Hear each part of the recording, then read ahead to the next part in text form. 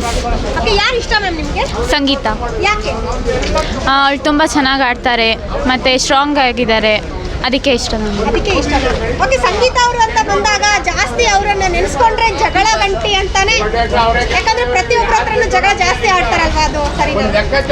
ಸರಿ ಅಂತ ಅಲ್ಲ, ಅವರು ಯಾರು ಎಗೇನ್ಸ್ಟ್ ಬರ್ತಾರೆ ಅವ್ರ ವಿರುದ್ಧನೇ ಜಗಳ ಆಡೋದು. ಅವ್ರಿಗೆ ವಿಷಯ ಸಂಬಂಧಪಟ್ಟಿದ್ರೆ ಅದು ತಪ್ಪಂತ ಅನಿಸಿದರೆ ಮಾತ್ರ ಅವ್ರು ಜಗಳ ಆಡೋದು.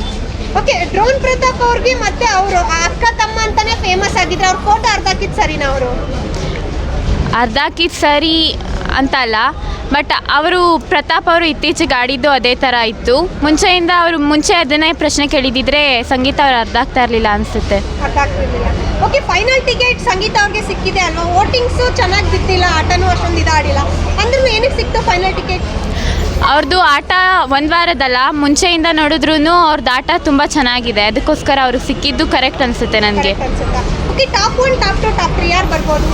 ಟಾಪ್ 1 ಸಂಗೀತ, ಟಾಪ್ 2 ವಿನಯ್ ಬರ್ಬೋದು, ಟಾಪ್ 3 ಕಾರ್ತಿಕ್ ಬರ್ಬೋದು. ಯಾಕೆ ಮ್ಯಾಮ್ ಕಾರ್ತಿಕ್ ಟಾಪ್ 3 ಅಲ್ಲಿ?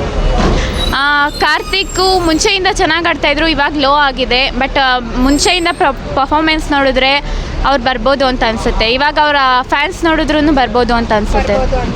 Okay ma'am, thank you. Thank you.